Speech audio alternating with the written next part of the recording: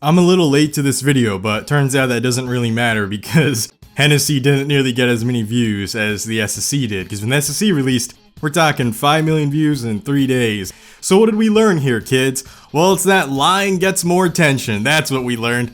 So yeah, I know, Hennessey's had a dark history, they've had a dark past, but he's also grown past it. Now, the only reason I have to mention this is because someone is going to be in the comments like, you're not allowed to like Hennessey, you're supposed to hate him, you must hate him for all the horrible things you did back then. People can change. Do I think he's a perfect person now? Heck no. But compared to my other choice, he's looking pretty good. At least he's not a liar in this particular circumstance. This is a car that has been teased to us for about 3 years. Now, we have known it was in development since the discontinuation of the original predecessor, the GT. Now, that car did break a world record. And when it broke that world record, they had the proper citations that they needed, the proper witnesses that they needed. I mean, for Christ's sake, they had the actual Guinness. And not only that, they had their GPS properly synchronized. Everything was just, it was really stressful. Everything was done right on point. And that's how a top speed run should be. There should be more than 40 people witnessing it. There should be tons of engineers and tons of people who make sure all the equipment is working properly.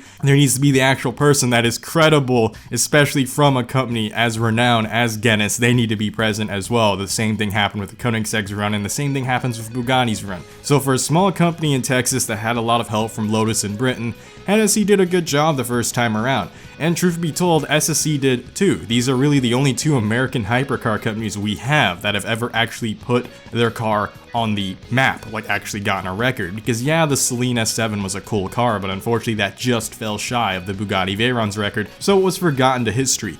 So the Venom F5 6.6 liter, it is a pushrod V8. That is very interesting. Now, that's actually very small for a pushrod. It's really, that's how you know I'm American when I say 6.6 is actually pretty small. But usually pushrods, especially for a car that's making 1800 horsepower, they'd usually be a little bit bigger. He originally teased it as a 8 liter. It was supposed to be, I believe, an 8 liter V8. It was going to be dual overhead cam, like super advanced, unique. But dang, 6.6, and it's not even a dual overhead cam, not even an overhead cam, it's just straight up good old raw American pushrod. Like, that's just, I love that throwback. I always love pushrods. I love their efficiency, I love their simplicity,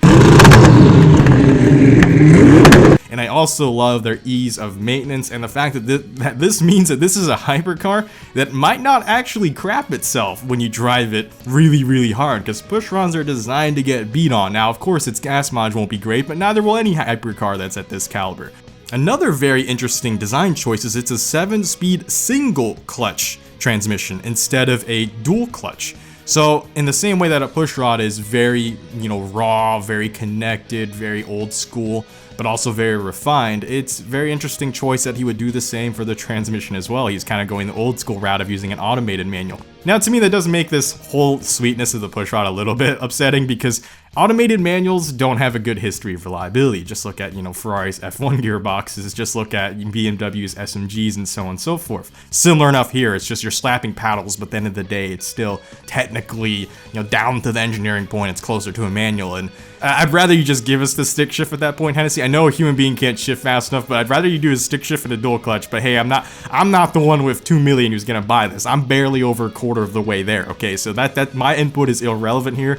But this is truly really just a strange decision. Like, it's like he's purposely making this car old school to like hide some potential. Like, yeah, if this is how fast we could go on a single clutch pushrod, imagine if we went dual overhead cam, dual clutch.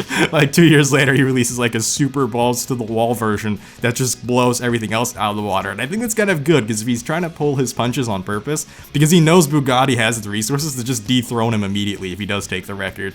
Speaking of the record, Hennessey claims it will do 311 miles per hour. Some sources say he claims he'll do 313. Some sources claim he'll do 314. And that's when I realized that those are just dumb idiot sources who are trying to generate freaking clicks. That's why I hate clickbait articles, is because they just want to keep upping. They see one article says 311, they're like, oh, we're going to put 312 to get more clicks than him. And then the other guys are like, oh, they put 312, we'll get 313 to get more clicks than him. Shut the fuck up, all right? So let's look at what Hennessey himself actually says the car is going to do. So Hennessey himself and their company has claimed, just a claim, not confirmation, that they're aiming for 311. And that's probably why news outlets and journalists are just taking that number and running with it, because when someone just says that's their aim, you can technically cheese that number and make it higher.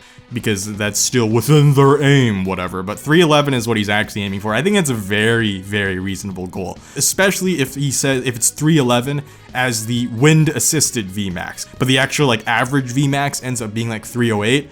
That's still a really, really high number, high enough to break the Bugatti Chiron Super Sport modded car, whatever the heck that was. It has the 304 record.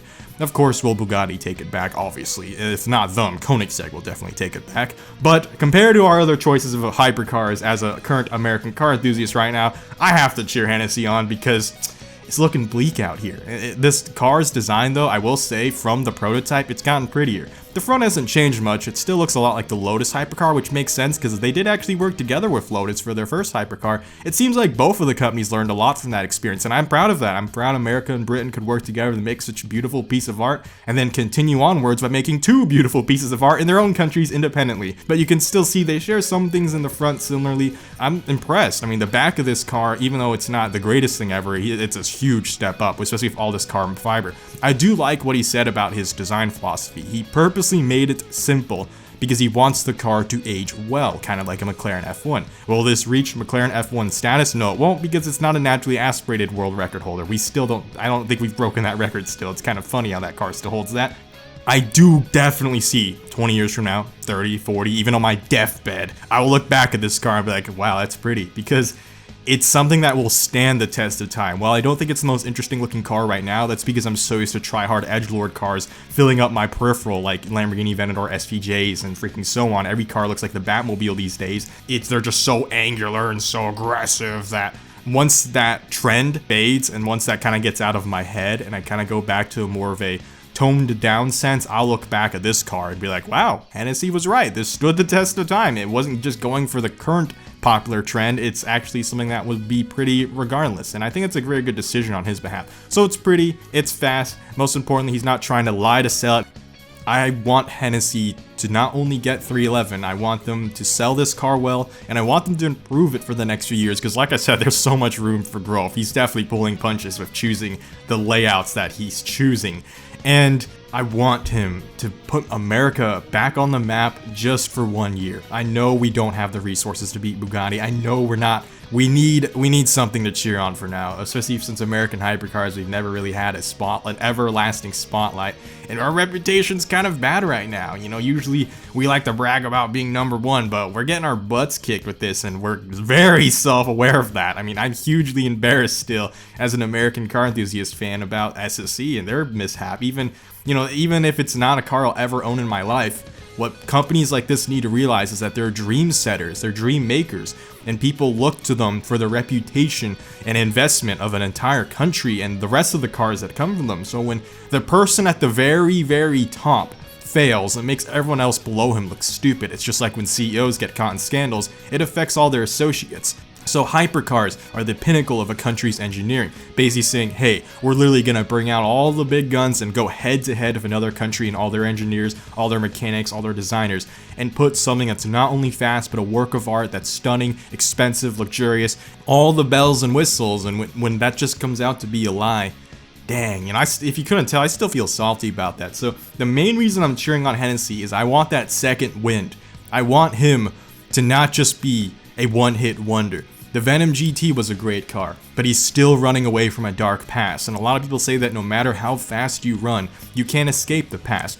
But I tell you what, if you're going 311 miles per hour, you sure as hell will eventually outrun that past. He can make 2 hits, 2 hypercars that take a world record. That will greatly increase his reputation, not just to some schmuck like me, but to actual consumers who want his products. That will heal his reputation as a company, but also heal our reputation as a country. We need a hypercar to stand behind right now.